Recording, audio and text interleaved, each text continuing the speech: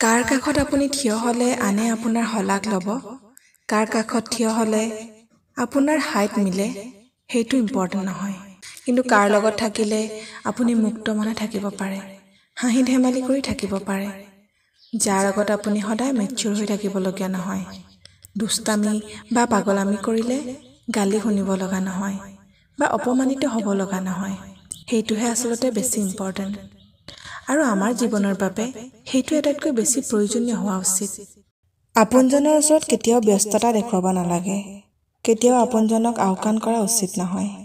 যদি আপুনি বেছি ব্যস্ত তেন্তে অন্তত সেই কথা জনাবলৈ এটা মেছেজ দিয়ক যে আপুনি কিছু ব্যস্ত আছে।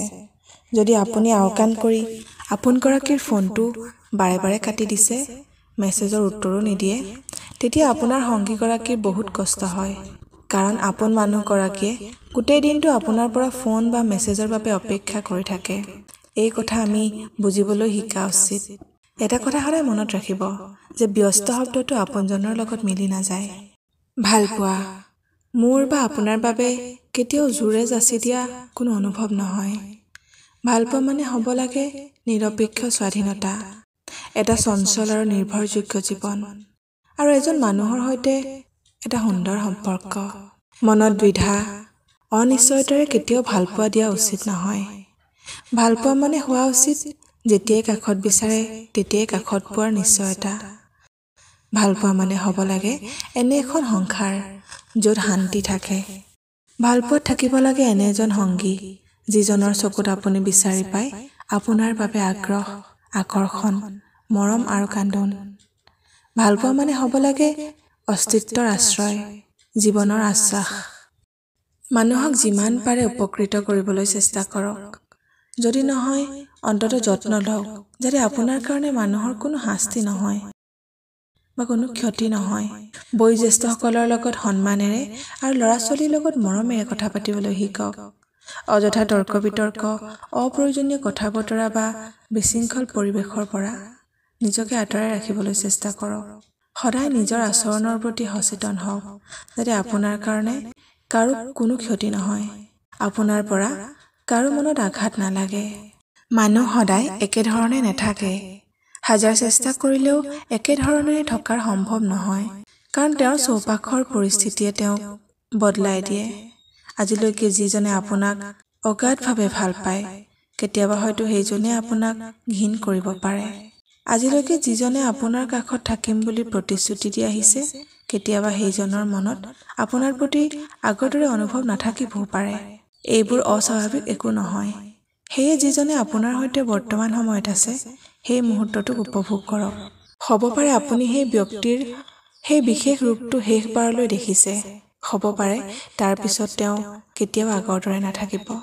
আপুনি আপোনাৰ জীৱনৰ পৰা এক্সপেক্টেশ্যনৰ স্তৰটো যেতিয়া শূন্য কৰি দিব, তেতিয়াহে বুজিব পাৰিব মানসিকভাৱে আপুনি কিমান শান্তিত, কিমান সুখত আছে।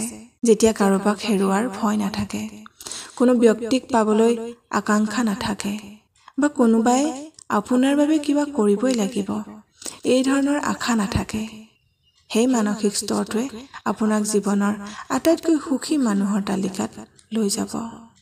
কাৰণ যদি আপুনি কাৰোবাৰ পৰা কেৱল 1% আশা কৰে আৰু সেই আশা যদি পূৰণ নহয়, তেন্তে আপোনাৰ মনত দুখ হ'বই। এইটো চিৰসত্য। সেয়ে আশা নোহোৱাটোৱে আমাৰ বাবে আচল সুখ। পৃথিৱীৰ আটাইতকৈ ডাঙৰ মিছা সান্তনা হ'ল ইউ ডিজাৰ্ভ বেটাৰ। কিন্তু বাস্তৱত যদি কাৰোবাৰ মনৰ লগত আপোনাৰ মনটো মিলি যায়, তেতিয়া আৰু কোনো বেটাৰ বা ডিজাৰ্ভিং পোৱা বা নোপোৱাৰ একো হিচাপ নিকাচ নচলে। যাক অন্তৰৰ পৰা ভাল পোৱা যায় তেওঁকেই পোৱাৰ ইচ্ছা প্ৰবল হয়, কাৰণ ভাল বিচাৰি ফুৰিলে ভালৰতো শেষ নাই। আপুনি আন কোনোবা এজনতকৈ বেটাৰ, আন এজন আকৌ আপোনাতকৈ বেটাৰ। কিন্তু যদি ভালপোৱাৰ অনুভৱ এজনৰ লগত মিলি যায়, মনটো এঠাইত থিতাপি লয়, তেন্তে সেইজনেই হয় সকলোতকৈ বেটাৰ, সেইজনেই বেষ্ট। আমাৰ সকলোৰে জীৱন সলনি হয়, আমাৰ চেহেৰা সলনি হয়, মুখৰ আকৃতি সলনি হয়, পোছাক পৰিধানৰ ধৰণ সলনি হয়, মতামত সলনি হয়, চিন্তা কৰাৰ ধৰণ সলনি হয়, আশে-পাশে থকা মানুহবোৰৰ ৰূপ সলনি হয়। 2 বছৰ আগৰ আপুনি আৰু আজিৰ আপুনিৰ মাজতো নিশ্চয় বহু পাৰ্থক্য আছে। তেতিয়া যি ভুলবোৰ কৰিছিল এতিয়া তাৰ পৰা শিকিছে। আগে সহজে আঘাত পোৱা মনটো এতিয়া অনেক দৃঢ়। কোনোৱে আপোনাৰ অন্তৰত আৰু আঘাত সানিব নোৱাৰে। যি মানুহ আপোনাৰ জীৱনৰ পৰা আঁতৰি যোৱাটোৱে আপোনাৰ মনত আঘাত দিছিল, আজি সেইবোৰ কথাই আপোনাৰ মনত আঘাত নিদিয়ে। সলনি হোৱা মানেই বিকাশ। এই নিষ্ঠুৰ পৃথিৱীত নিজকে ৰখাৰ বাবে মানুহ বাধ্য হয় নিজকে সলনি কৰিবলৈ। মানুহৰ পৰা সদায় কম আশা ৰাখিবলৈ শিকক। মানুহৰ পৰা যিমানেই আশা কৰিব, সিমানেই আপোনাক মানুহবোৰে প্ৰতাৰণা কৰিব। আপুনি আপোনাৰ চৌপাশৰ মানুহবোৰৰ বিষয়ে চিন্তা কৰিবলৈ কমাই দিয়ক। যেতিয়াই আপুনি মানুহৰ পৰা আশা কমাই দিবলৈ আৰম্ভ কৰিব আৰু তেতিয়াৰ পৰাই আপোনাৰ মনটো ভাল হ'বলৈ আৰম্ভ কৰিব। মানুহৰ প্ৰকৃত ৰূপটো একেবাৰতে আমাৰ জীৱনৰ আৰম্ভণিতে চিনিব পৰাকৈ শিকাবলৈ এটা গুৰুত্বপূৰ্ণ পাঠ হ'ব লাগিছিল। যদি সঁচাকৈ এই শিক্ষাটো আমাৰ জীৱনত থাকিলেহেঁতেন, তেন্তে জীৱনত বহু দুখ দুৰ্দিন আমাৰ জীৱনলৈ নাহিলেহেঁতেন। মানুহ চিনি পাওঁতে আমি বাৰম্বাৰ ভুল কৰোঁ। সেই ভুল শুধৰাবলৈ গৈ আকৌ নতুন নতুন ভুল কৰি পেলাওঁ। দুখ কষ্টবোৰ জীৱনৰ পৰা এৰিব খুজিলেও কিন্তু বাৰে বাৰে আকৌ ঘূৰি আহে। এটা ভুলে বহু সময়ত আমাক জীৱনটোক এটা সৰু কোণত আবদ্ধ কৰি পেলায়, য'ৰ পৰা আমি ওলাই অহাটো অসম্ভৱ হৈ পৰে।